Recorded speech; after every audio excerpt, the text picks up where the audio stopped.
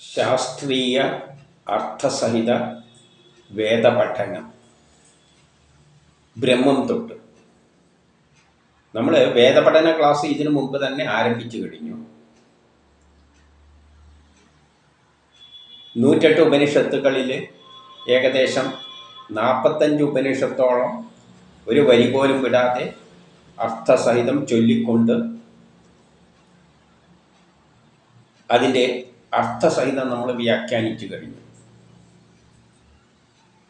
അതുപോലെ തന്നെ അഥർവവേദം ആദ്യത്തെ കാണ്ഡം 4 തീരാൻ പോവുകയാണ്. അതും ആദ്യം മുതലേ എല്ലാ വരികളും ചൊല്ലിക്കൊണ്ടും അർത്ഥം പറഞ്ഞുകൊണ്ട് തന്നെയാണ് മുന്നോട്ട് പോകുന്നത്. ഋഗ്വേദം, യജുർവേദം പക്ഷേ സാമവേദവും കുറേയേരം തുടങ്ങി വെച്ചു. പിന്നെ അത് അവസാനം ബാക്കി പറയാമെന്ന് പറഞ്ഞു. ഋഗ്വേദവും യജുർവേദവും നമ്മൾ ഒന്നേന്നല്ല തുടങ്ങിയത്. അങ്ങനെ അത് പഠിക്കാൻ പറ്റില്ല. കാരണം അതിൽ വിഷയങ്ങൾ അവതരിപ്പിച്ചിരിക്കുന്ന ഒരു പ്രത്യേക ക്രമത്തിലാണ്. പക്ഷേ നമ്മൾ നോക്കിയത് ഋഗ്വേദം യജുർവേദത്തിലെല്ലാം നമ്മൾ യൂണിവേഴ്സിറ്റികളിലെല്ലാം പഠിക്കുന്ന എല്ലാ വിഷയങ്ങളും അതിലുണ്ടോ എന്നാണ്. കാരണം വേദത്തിൽ ഇല്ലാത്തതായിട്ടൊന്നുമില്ല. വേദത്തിലുള്ളത് എവിടെയും കാണും, വേദത്തിൽ ഇല്ലാതെ ഒരുത്തിയിലും കാണില്ല എന്ന് പറയുന്ന കേൾക്കാം. അപ്പോൾ അതിൽ എന്ത് വേണം, നമ്മൾ യൂണിവേഴ്സിറ്റിയിൽ നിന്ന് പഠിക്കുന്ന സയൻസ് എല്ലാം അതിൻ്റെ അകത്ത് കാണണം. സയൻസും ചരിത്രവും എല്ലാം നമ്മളങ്ങനെ എല്ലാ വിഷയങ്ങളും അതിൻ്റെ അകത്തുനിന്ന് കുറച്ച് എടുത്തിട്ട് കണ്ടു കഴിഞ്ഞു. റോക്കറ്റ് നിർമ്മാണത്തെ, വിമാനത്തെ പറ്റിയുള്ള പരാമർശങ്ങൾ, വൈറസുകളെ പറ്റിയുള്ള പരാമർശങ്ങൾ, നമ്മളെ നാഡീ വ്യവസ്ഥകളെ പറ്റിയുള്ള പരാമർശങ്ങൾ, അങ്ങനെ അനേക വിഷയങ്ങൾ നമ്മൾ കണ്ടു കഴിഞ്ഞു. ഇത് ഫോളോ ചെയ്യുന്ന ഒരു വ്യക്തിക്ക് ഇന്ന് ഉറപ്പിച്ചു പറയാൻ പറ്റും, വേദവരികൾക്ക് അർത്ഥമുണ്ട്, അതിൽ നമ്മൾ പഠിക്കുന്ന എല്ലാ വിഷയവുമുണ്ട്. അതുവരെ നമ്മളുടെ വിശ്വാസം അതൊന്നും ആയിരുന്നില്ല. അപ്പോൾ ഈ ക്ലാസ് ഫോളോ ചെയ്തവർക്ക് ഒന്ന് വ്യക്തമാണ്, വേദവരികൾക്ക് എല്ലാ ശരിയായ അർത്ഥങ്ങളുണ്ട്. അത് നമ്മളിന്ന് യൂണിവേഴ്സിറ്റികളിൽ നിന്നെല്ലാം പഠിക്കുന്ന വിഷയങ്ങളെല്ലാമാണ് അതിൻ്റെ അകത്ത് വരുന്നത്. അതായിരുന്നു ഋഗ്വേദം യജുർവേദ ക്ലാസ് കൊണ്ട് ഉദ്ദേശിച്ചിരുന്നത്. ആ ആവശ്യം, ആ ഒരു ലക്ഷ്യം സാധിച്ചു കഴിഞ്ഞു. ഇനി എല്ലാ വേദങ്ങളും ചേർത്ത് വെച്ചുകൊണ്ട് അഥർവവേദം അതിൻ്റെ വഴിക്കങ്ങ് പോകും. ഉപനിഷത്തുകളും 108 ഉപനിഷത്തുണ്ട്, 45 മേലെ ആയി. അതും അതിൻ്റെ വഴിക്ക് ആദ്യം മുതലേ പോകും. സാമവേദം അഥർവവേദത്തിൽ ഋഗ്വേദത്തിൽ വരുന്നതുകൊണ്ട് പിന്നെ പ്രത്യേകം പറയേണ്ട ആവശ്യമൊന്നുമില്ല. ഋഗ്വേദത്തിൽ നിന്ന് തന്നെയാണ് സാമവേദം ഉള്ളത്. പിന്നെ വേണമെങ്കിൽ അവസാനം അത് വഴിക്ക് തന്നെ വേണമെങ്കിൽ എടുക്കാമെന്നും പറഞ്ഞിട്ടുണ്ട്. അതിൻ്റെ ആവശ്യം വരില്ല. പക്ഷേ ഇനിയിപ്പം നമ്മൾ ചെയ്യാൻ പോകുന്നത് ബ്രഹ്മം തൊട്ട് ലോകാവസാനം വരെയുള്ള എല്ലാ കാര്യങ്ങളും, കോളേജിൽ നിന്ന് പഠിക്കുന്ന എല്ലാ വിഷയങ്ങളും, അതിലപ്പം ശാസ്ത്രലോകം കണ്ടെത്താൻ കിടക്കുന്ന വിഷയങ്ങളടക്കം നമ്മൾ ബ്രഹ്മം തൊട്ട് കൂട്ടുകയാണ്. ലോകാവസാനം വരെയുള്ള കാര്യങ്ങൾ, അതിൽ ഈ പ്രപഞ്ചം ഉണ്ടായ എല്ലാ രഹസ്യങ്ങളും അതിൻ്റെ അകത്ത് വരും. ആ തരത്തിൽ അതിനെ കാണാൻ പോവുകയാണ്. ഇതുപോലെ എന്നാൽ പൂന്താനത്തോട് മത്സ്യം തൊട്ട് കൂട്ടാനാണ് പറഞ്ഞതെങ്കിൽ നമ്മൾ അതിൻ്റെ അപ്പുറവും കടന്നിട്ട് ബ്രഹ്മം തൊട്ട് കൂട്ടാൻ പോവുകയാണ്. ബ്രഹ്മം എന്ന് പറയുന്നത് പ്രപഞ്ചം ഏതിൽ നിന്നുണ്ടായോ അതാണ്. അതിനാണ് നമ്മൾ ഈശ്വരൻ എന്നെല്ലാം പറയുന്നത്, അള്ളാ, യഹോവ എന്നെല്ലാം പറയുന്നത്. അപ്പോൾ അതിൽ നിന്ന് തുടങ്ങുക എന്ന് പറഞ്ഞാൽ ശാസ്ത്രലോകം അന്വേഷിച്ച് ക്വാണ്ടം മെക്കാനിക്സിലെത്തിയിട്ട് ശാസ്ത്രലോകം പകച്ചിട്ട് പിന്നെ മതിയാക്കി. ഇപ്പം എന്താണ് ഈശ്വരൻ എന്നൊന്നും ആർക്കും ഒരു പിടിയില്ല. എന്തെല്ലോ ഭാഷ വെച്ചിട്ട് തട്ടിവിടുന്നു എന്നതിൽ കവിഞ്ഞ് എത്ര പ്രഭാഷണം കേൾക്കാൻ പോയാലും ഈശ്വരൻ എന്താണെന്ന് തിരിച്ചറിയാൻ പറ്റുന്നില്ല, ബ്രഹ്മം എന്താണെന്ന് തിരിച്ചറിയാൻ പറ്റുന്നില്ല. അവസ്ഥയാണുള്ളത്. എത്ര പ്രഭാഷണങ്ങളാണ്, എത്ര വർഷങ്ങളായിട്ട് പ്രഭാഷണങ്ങൾ, ആത്മീയ പ്രഭാഷണങ്ങൾ. പക്ഷേ ഈശ്വരൻ എന്താണെന്ന് ചോദിച്ചാൽ ഒരു പിടിയില്ല. അതിൻ്റെ ഒന്നും ആവശ്യമില്ല. വേദം വളരെ വ്യക്തമായിട്ട് വിവരിച്ചു തന്നിട്ടുണ്ട്. അപ്പോൾ ആ ബ്രഹ്മത്തിൽ നിന്ന് തുടങ്ങി അതിനൊന്നും അധികം ക്ലാസ്സൊന്നും വേണ്ട. 1-2 ക്ലാസ്സോട് കൂടി തന്നെ ഈശ്വരൻ എന്താണെന്നുള്ള ഏകദേശ ഐഡിയ പിടികിട്ടും. ഇപ്പം ആ ബ്രഹ്മം തൊട്ടിട്ട് നമ്മൾ തുടങ്ങാൻ പോവുകയാണ്. അതെല്ലാം വേദത്തിലെ വരികൾ ഉദ്ധരിച്ചുകൊണ്ട് തന്നെയാണ് പോകുന്നത്. ആധുനിക സയൻസിലൂടെ തന്നെയാണ് പോകുന്നത്. കാരണം ഇന്ന് പ്രപഞ്ചം ഉണ്ടായിരിക്കുന്ന ഇലക്ട്രോൺ എന്ന ഊർജം എന്നത് എല്ലാം, അതിൻ്റെ ഇപ്പുറമുള്ള എല്ലാം മനുഷ്യനറിയാം. ശരീരത്തിൻ്റെ ജനിതക ഘടനയെ പറ്റിയും പ്രപഞ്ചത്തിലുള്ള എല്ലാത്തിനെ പറ്റിയും മനുഷ്യൻ ഒരുമാതിരി എല്ലാം മനസ്സിലാക്കി കഴിഞ്ഞു. തുടങ്ങുന്ന ഇലക്ട്രോണും പ്രോട്ടോണും എനർജി വരെ മനസ്സിലാക്കി കഴിഞ്ഞു. ക്വാണ്ടം മെക്കാനിക്സിലെത്തി അതിൻ്റെ അപ്പുറം കടക്കാൻ പറ്റുന്ന അപ്പുറത്താണ് എന്തുള്ളത്, ഈ ബ്രഹ്മവും എല്ലാം വരുന്നത്.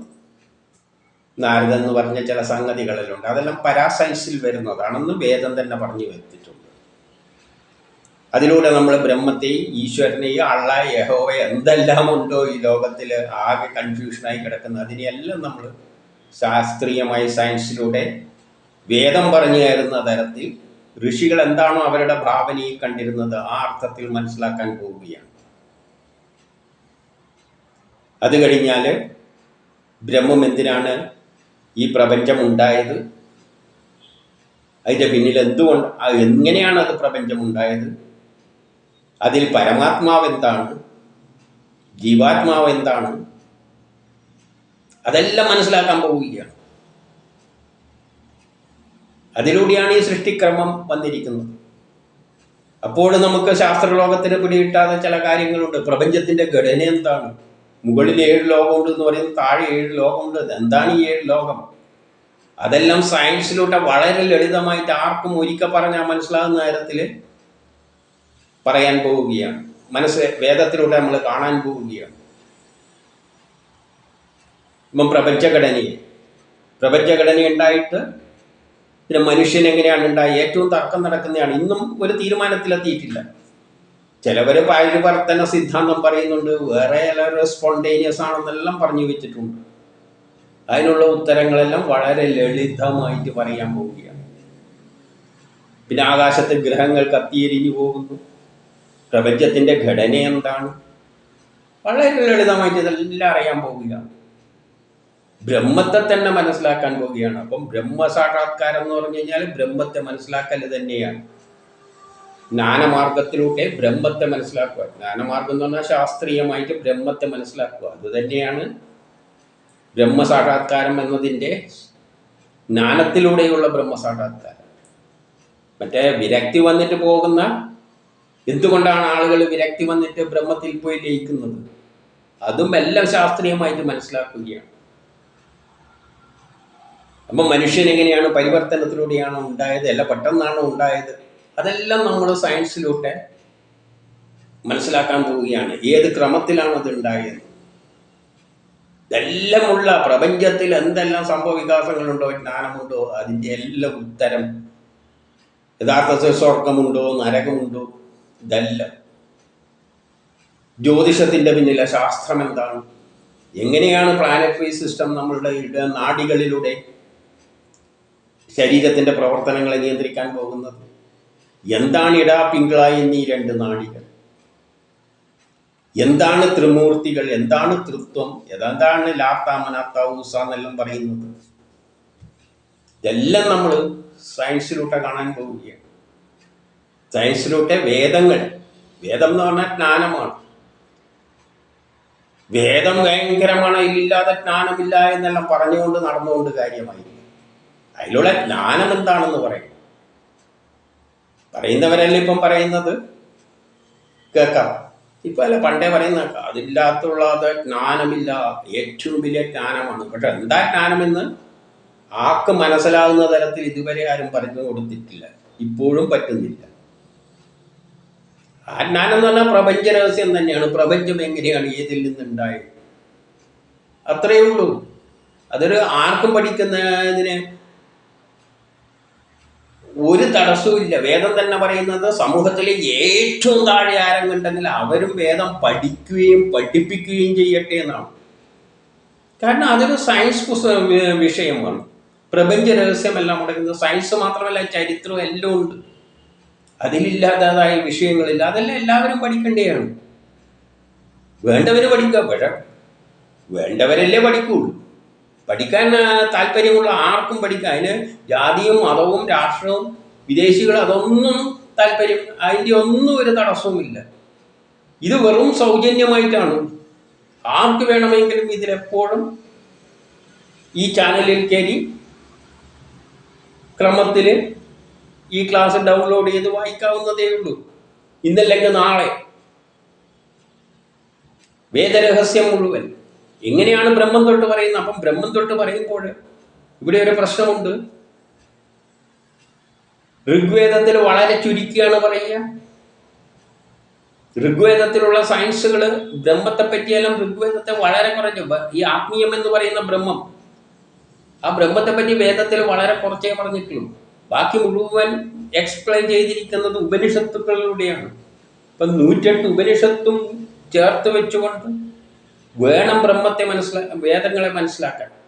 വേദത്തിൽ ഒരു വരിയിൽ ബ്രഹ്മത്തെ പറ്റി പറഞ്ഞു നിർത്തുമ്പോൾ അതിനെ എക്സ്പ്ലെയിൻ ചെയ്യുന്നത് 108 ഉപനിഷത്തുക്കളിലൂടെയാണ്.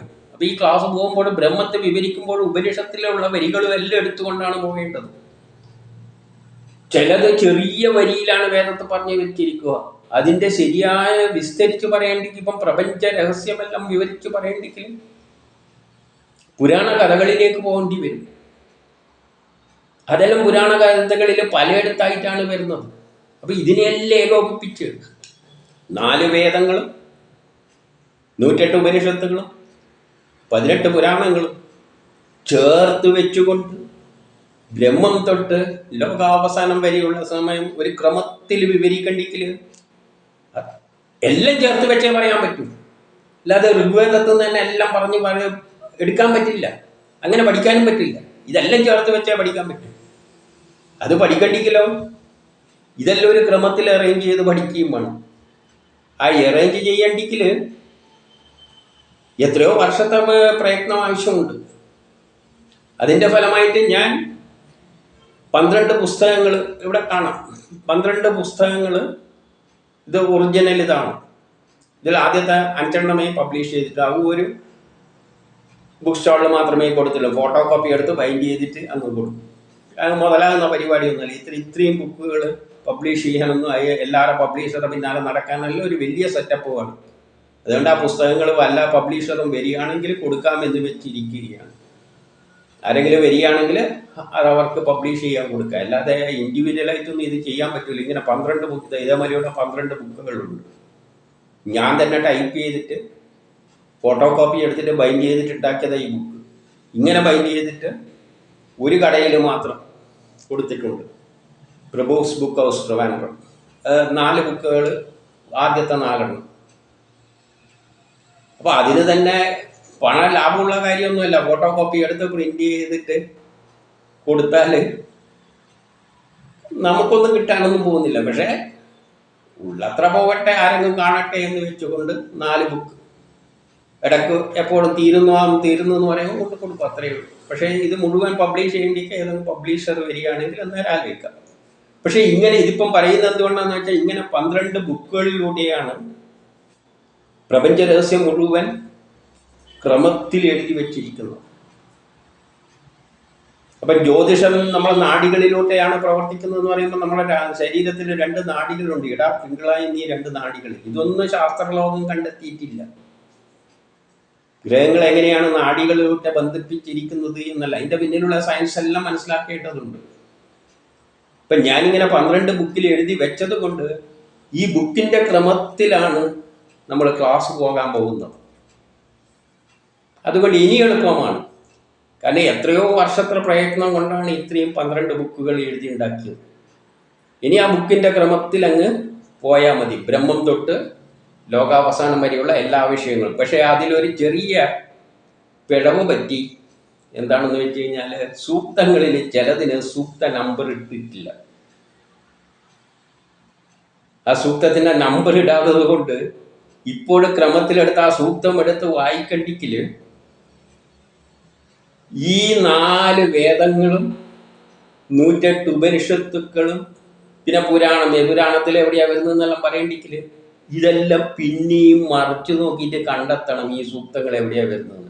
പലതിനും അന്ന് ഞാൻ തന്നെ ടൈപ്പ് ചെയ്തിട്ടാണ് മലയാളത്തിൽ.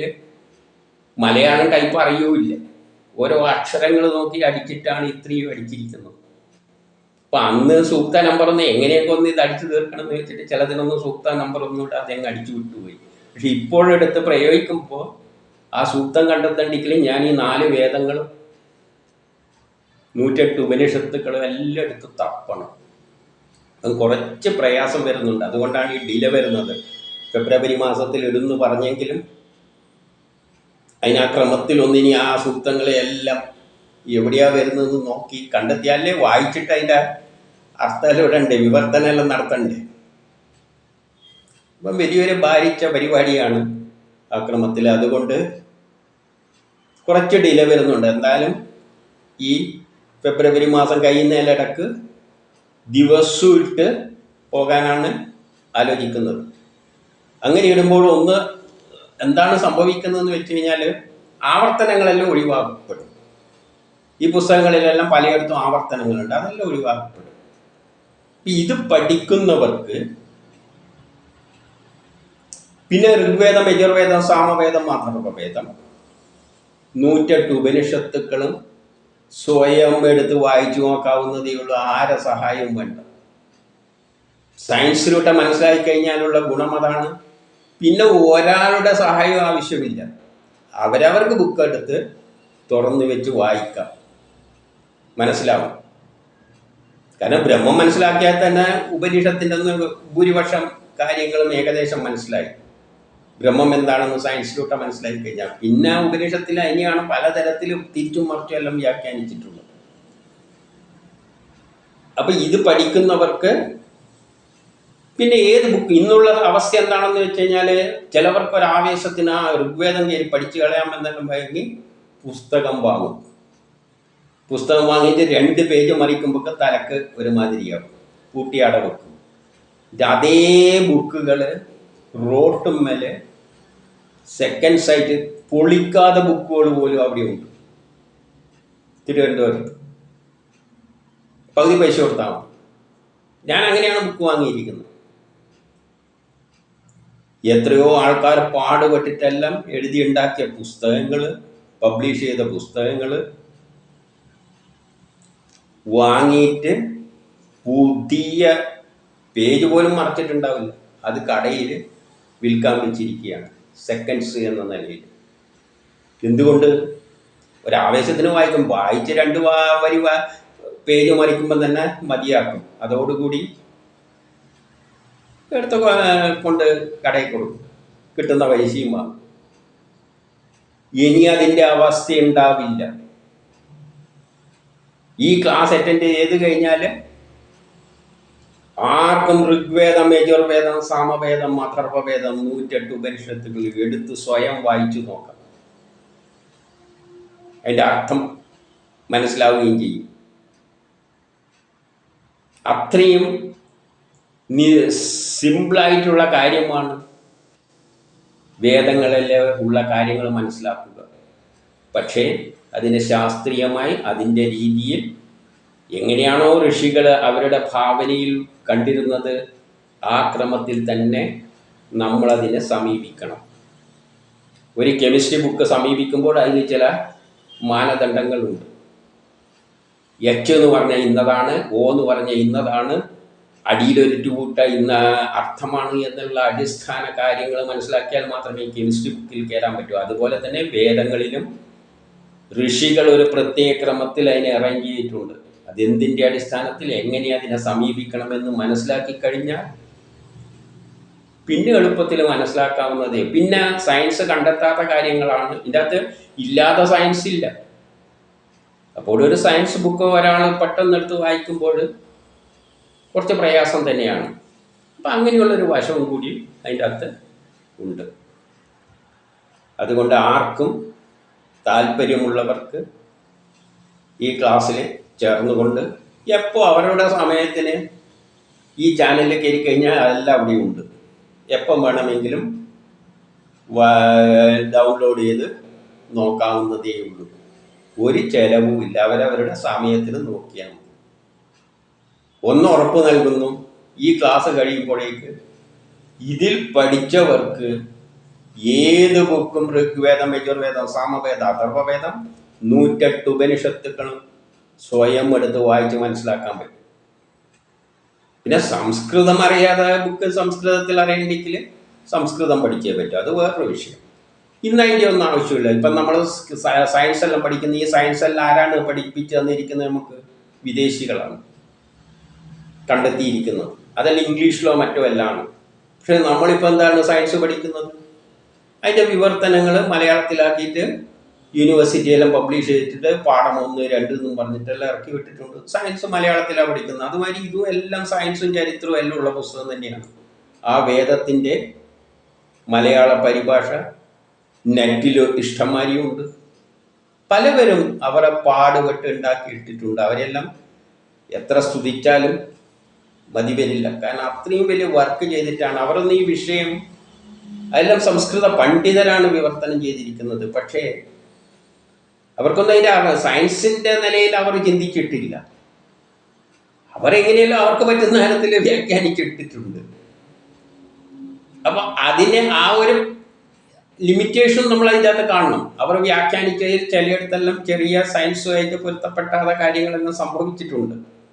എന്നാലും അവർക്ക് കഴിയുന്ന തരത്തിൽ അത് അവർ ഭംഗിയായിട്ട് നിർവഹിച്ചിട്ടുണ്ട്. അത് നെറ്റിൽ കിട്ടും. ഞാൻ പറഞ്ഞു, ഇങ്ങനെ റോട്ടുമ്പിലെ സെക്കൻഡ്സ് വിൽക്കുന്നിടത്ത് പോയാൽ ഇഷ്ടംമാതിരി ചെറിയ പൈസക്ക് പകുതി പൈസ കൊടുത്താൽ കിട്ടും.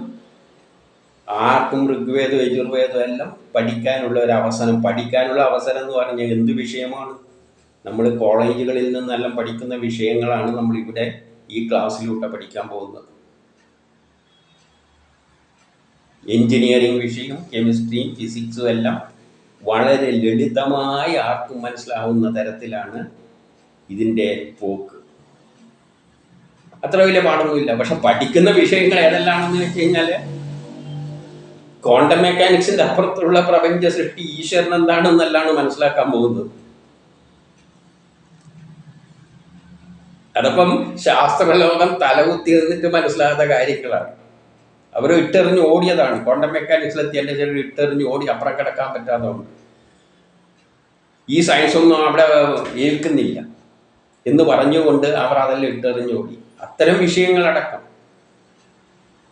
പിന്നെ ആറ്റത്തിൻ്റെ ഘടകങ്ങളെ പറ്റി നമ്മൾ കോളേജിൽ നിന്ന് പഠിക്കുന്നതാണ്. പലതരം ബോണ്ടുകളുണ്ട്, പല തത്വങ്ങളുണ്ട്.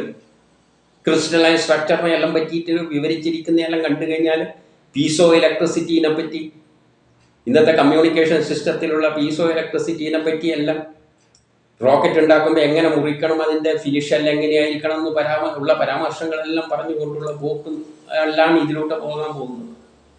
അതും സാധാരണക്കാരൻ താല്പര്യമുള്ളവർക്ക് മനസ്സിലാവുന്ന തരത്തിൽ വളരെ ലളിതമായിട്ടാണ് ഈ വേദങ്ങളിലൂടെ പഠിക്കുമ്പോൾ മനസ്സിലാക്കാൻ പറ്റുക. അപ്പം ഇതൊരു വലിയൊരു അവസരമാണ്. ആ അവസരം താല്പര്യമുള്ളവർക്ക് യൂട്ടിലൈസ് ചെയ്യുക. അത് ഈ ഫെബ്രുവരി മാസം തന്നെ തീരുന്നതിനിടക്ക് തന്നെ തുടങ്ങണമെന്നാണ് വെക്കുന്നത്. അതിനുള്ള തയ്യാറെടുപ്പിലാണുള്ളത്. അതേസമയം തന്നെ അഥർവവേദം അതിൻ്റെ വഴിക്ക് തന്നെ പോകുന്നുണ്ട്. 108 ഉപനിഷത്തുക്കളും ആദ്യം മുതലേ ഒരു വരിയും വിടാതെ അർത്ഥസഹിതം വ്യാഖ്യാനിച്ചു കൊണ്ടുപോകുന്നുണ്ട്. ഇനി ഋഗ്വേദം ഇതെല്ലാം കൂട്ടിച്ചേർത്തുകൊണ്ടാണ് ഇനി വേദപഠനം എന്ന നിലയിൽ ബ്രഹ്മം തൊട്ടുകൂട്ടാൻ പോകുന്നത്. ഇന്ന് നാട്ടിൽ ഏറ്റവും അധികം തർക്കങ്ങൾ നടക്കുന്ന ചില വിഷയങ്ങളെല്ലാം ഇതിനകത്ത് വരുന്നത്. അതിനുള്ള ഉത്തരമാണ് പറയാൻ പോകുന്നത്. എന്ത് ഈശ്വരനുണ്ടോ? എന്താണ് ഈശ്വരൻ? അത് ഏകമാണോ? അല്ല അനേക ഈശ്വരന്മാരുണ്ടോ? ഇതെല്ലാം ഇന്നത്തെ തർക്കങ്ങൾ. മതങ്ങൾ തന്നെ തമ്മിൽ തല്ലുന്ന എന്താണ്? ഒരു ഈശ്വരനാണോ, 2 ആണോ, 3 ആണോ, 3 എങ്ങനെ 1 ആകുന്ന, ഇങ്ങനെയുള്ള പല തർക്കങ്ങളിലാണ് അവിടെ കിടക്കുന്നത്. ഈശ്വരൻ ഓരോ ആൾക്കാരിലൂടെയാണ് വന്നിട്ട് പഠിപ്പിക്കുന്നത്. അതിൻ്റെ ആവശ്യമുണ്ട്, ഈശ്വരന് അതിൻ്റെ ആവശ്യമുണ്ട്. ഇതെല്ലാം ഇവിടെ വരാൻ പോകുന്നത്. അപ്പോൾ ഇതെല്ലാം ഈ വേദങ്ങളിലുള്ള ശരിയായ ശാസ്ത്രതത്വം മനസ്സിലാക്കാത്തത് കൊണ്ട് ഈ ഭാഷാ പണ്ഡിതർ അവർക്ക് കഴിയുന്ന തരത്തിലെല്ലാം വ്യാഖ്യാനിച്ചു പോയി. അപ്പോൾ ഓരോ ആൾ പലതരത്തിൽ വ്യാഖ്യാനിക്കും. അങ്ങനെ അത് പലതരത്തിൽ പലതായിട്ട് വ്യാഖ്യാനിച്ച് പിന്നെ പരസ്പരം തമ്മിൽ തല്ലുന്ന അവസ്ഥയിലെത്തിയിട്ടാണ് ഇന്ന് ലോകം നിൽക്കുന്നത്. അപ്പം അതിനുള്ള ഉത്തരമാണ് സയൻസിലൂടെ നമ്മൾ നൽകാൻ പോകുന്നത്. സയൻസിന് മാത്രമേ ആ ഒരു കടമ ഏറ്റെടുക്കാൻ പറ്റൂ. ഉദാഹരണമായിട്ട് ഞാൻ പണ്ടേ പറയുന്ന ഒരു ഉദാഹരണമുണ്ട്. ഉപ്പ് എന്ന് പറയുന്നത് നമ്മൾ ഉപ്പ് എന്ന് പറയും, ഇംഗ്ലീഷുകാരൻ സോൾട്ട് എന്ന് പറയും, വേർത്ത നമുക്ക് എന്ന് പറയും. ഇത് മൂന്നും ഏറ്റവും നമ്മുടെ ഭക്ഷണത്തിന് അത്യാവശ്യം. ഞാൻ ഉപ്പാണെന്ന് പറയുമ്പോൾ ഇംഗ്ലീഷുകാരൻ പറയും അതല്ല സോൾട്ടാണെന്ന്, പിന്നെ മറ്റവർ പറയുന്നത് നമുക്കാണെന്ന്. എന്നിട്ട് പിന്നെ തമ്മിൽ തല്ലലാണ്. പക്ഷേ സയൻസ് അവിടെ ഇടപെട്ടിട്ട് എന്ത് പറയുന്നു?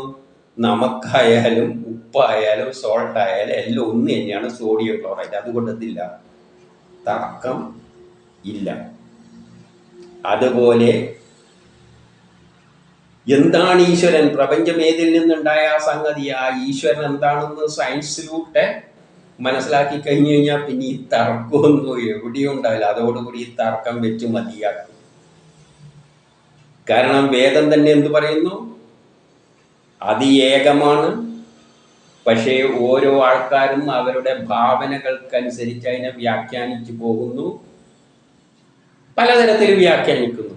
അങ്ങനെയാണ് പലതായിട്ട് പല പേരിലെല്ലാം വന്നിരിക്കുന്നത്. നമ്മൾ ബ്രഹ്മം എന്ന് പറയുമ്പോൾ ഈശ്വരൻ എന്നെല്ലാം പറയുമ്പോൾ വേറെ ആൾക്കാർ അള്ളാ യഹോവ എന്നെല്ലാം പറയുന്നത് സംഗതി ഒന്ന് തന്നെയാണ്. പക്ഷേ സയൻസ് അതിൻ്റെ അകത്ത് കയറിയിട്ട് ഇത് മൂന്നും ഒന്നാണ്, സംഗതി ഒന്നാണെന്ന് പറഞ്ഞു കഴിഞ്ഞാൽ പിന്നെ തർക്കത്തിൻ്റെ പ്രശ്നം അവിടെ വരില്ല. പിന്നെ ആരും തർക്കിക്കാൻ ഇടപെടില്ല. അപ്പം അങ്ങനെ ഒരു വലിയ ഗുണം കൂടിയും ഇതിലൂടെ ലഭിക്കാൻ പോകുന്നുണ്ട്. പ്രധാന ഗുണം ഇത്രയേ ഉള്ളൂ. ഇത് ഏകദേശം 1.5 വർഷം കൊണ്ട് തീരും. 1 വർഷം കൊണ്ട് തീർക്കാൻ പറ്റുമെന്നാണ് എനിക്ക് തോന്നുന്നത്. കാരണം ആവർത്തനങ്ങളെല്ലാം ഒഴിവാക്കിക്കൊണ്ട് ഇതെന്തുകൊണ്ടത് സാധിക്കുന്നു എന്ന് വെച്ച് കഴിഞ്ഞാൽ നമ്മൾ കുറേ സയൻസ് പഠിച്ചിട്ടുണ്ട്. നമ്മൾ 10ാം ക്ലാസ് വരെ വിദ്യാഭ്യാസം നേടണം എന്നുള്ള ഒരു വാശിയിൽ നടക്കുന്നവരാണ് കേരളത്തിലുള്ളത്. 10 വരെ പഠിച്ചിരിക്കും. അത് കഴിഞ്ഞിട്ടും പിന്നെ MSc വരെ പഠിച്ചവരാണ് ഇവിടെ ഇരിക്കുന്ന പല ആൾക്കാരും.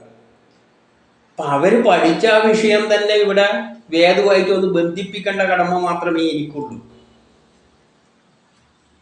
കാരണം ഇതെല്ലാം എല്ലാവർക്കും അറിയുന്ന കാര്യങ്ങളാണ്. പിന്നെ അതിനൊന്ന് വേദവുമായിട്ട് ബന്ധിപ്പിക്കുക മാത്രമേ വേണ്ടൂ. അല്ലാതെ ഓരോ കെമിസ്ട്രി 1ാം ക്ലാസ് മുതലുള്ള എല്ലാ വിഷയവും പഠിപ്പിച്ചിട്ട് വേദം പഠിപ്പിക്കണം എന്ന് വെച്ച് കഴിഞ്ഞാൽ തീരാൻ പോകുന്നില്ല. പക്ഷേ നമ്മളെല്ലാം നമുക്കറിയാം. കുറേ കാര്യങ്ങൾ, ക്വാണ്ടം മെക്കാനിക്സ് വരെയുള്ള കാര്യങ്ങൾ നമുക്കറിയാം. അത് വേദത്തിൽ എവിടെയാണ് ഉള്ളത് എന്നുള്ളത് ആ വേദത്തിൽ പറഞ്ഞ ക്രമത്തിൽ അതിനെ വേദവുമായിട്ട് ഒന്ന് ലിങ്ക് ചെയ്യേണ്ട ആവശ്യം മാത്രമേ എനിക്കുള്ളൂ. അതുകൊണ്ട് ചിലപ്പോൾ ഏറി വന്ന 1 വർഷം അല്ലെങ്കിൽ 1.5 വർഷം കൊണ്ട് ദിവസവും ഇടുകയാണെങ്കിൽ 1 വർഷത്തിനുള്ളിൽ എല്ലാവരും ഇത് പഠിക്കുന്നവർ അവർ സ്വയം പുസ്തകം എടുത്തിട്ട് ഋഗ്വേദം, യജുർവേദവും സാമവേദവും 108 ഉപനിഷത്തുകളും വായിച്ചിട്ട് ഒറ്റ വായനയിൽ അവർക്ക് സ്വയം മനസ്സിലാവും. ആരെ സഹായവും വേണ്ട. അത്തരത്തിലാണ് ഈ ക്ലാസ് വിഭാവനം ചെയ്തിരിക്കുന്നത്. അതുകൊണ്ട് താല്പര്യമുള്ളവർക്ക് സൗജന്യമായി, പക്ഷേ ഇതിൻ്റെ പിന്നിൽ കുറേ പ്രയത്നങ്ങൾ വരുന്നുണ്ട്. അതൊന്നും ഈ സമയത്ത് വിസ്മരിച്ചുകൂടാ. എത്ര പാടുപെട്ടിട്ടാണ് ഇതെല്ലാം അവതരിപ്പിക്കുന്നത്. എൻ്റെ കാര്യമല്ല ഞാൻ പറയുന്നത്.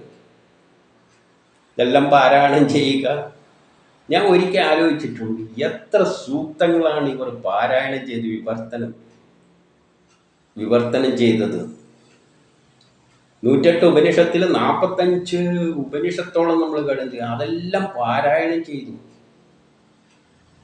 എനിക്കിവിടെ കിടന്നിട്ട് അതിൻ്റെ കുറച്ച് വ്യാഖ്യാനം നടത്തിയാൽ മതി. എൻ്റെ സിമ്പിൾ പരിപാടിയാണ്.